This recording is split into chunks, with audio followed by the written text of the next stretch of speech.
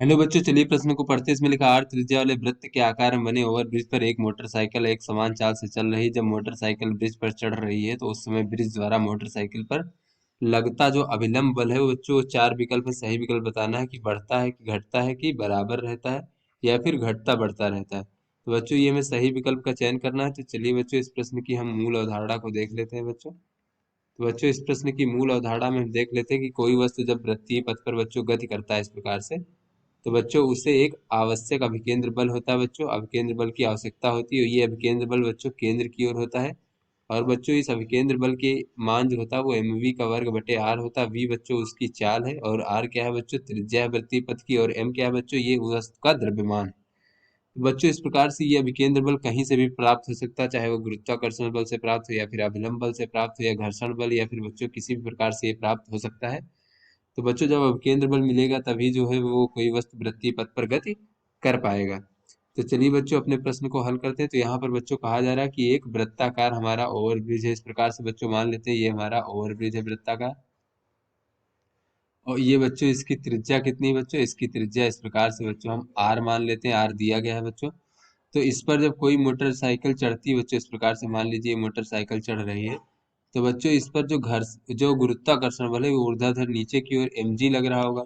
और बच्चों ये सड़क के द्वारा जो है बच्चों सड़क के तल के अभिलंबोत इस प्रकार से अभिलंब बल इस प्रकार से n लग रहा होगा बच्चों। तो यहाँ पर बच्चों ये कोण हम थीटा मान सकते हैं। तो ये जो गुरुत्वाकर्षण बल का ये घटक होगा ये हमारा हो जाएगा mg cos थीटा।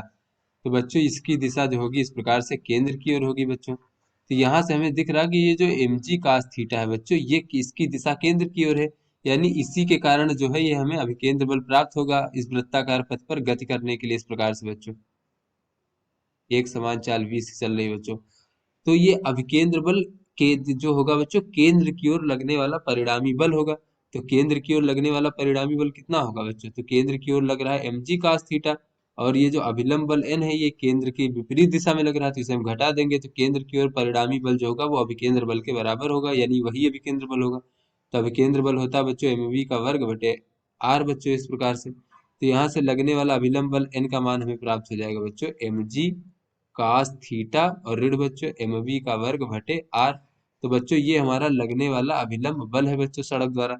अब बच्चों यहाँ से अगर हम cos थीटा का मान देख, तो बच्चों ये को हम ग्राफ देखें अगर यहाँ पर बच्चों, तो ये y बराबर cos थीटा है और ये बच्चों अगर हमारा थीटा है, तो बच्चों इस प्रकार से ये हमारा बच्चों ग्राफ होता है इस प्रकार से। तो बच्चों ये हमारा जो है ये 90 डिग्री होता है बच्चों और ये हमारा 0 डिग्री होता है। तो बच्चों यहाँ पर ये थीटा क्या है, ये थीटा 90 डिग्री से छोटा है, यानी कि ये क्या है बच्चों, ये हमारा न्यून कोण है। तो बच्चों जैसे जैसे ये मोटरसाइकिल ऊपर की ओर बढ़ती है बच्चों ये थीटा का मान घटता जाता है और अंत में जब मोटरसाइकिल यहाँ पहुंच जाती है बच्चों तो ये mg हो जाता है और यही हमारा n हो जाता है बच्चों इस प्रकार से। तो बच्चों यहाँ पर थीटा का मान क्या होता है बच्चों, 0 हो जाता है। यानी जैसे जैसे मोटरसाइकिल इधर बढ़ती है बच्चों थीटा जो है ये घटता है।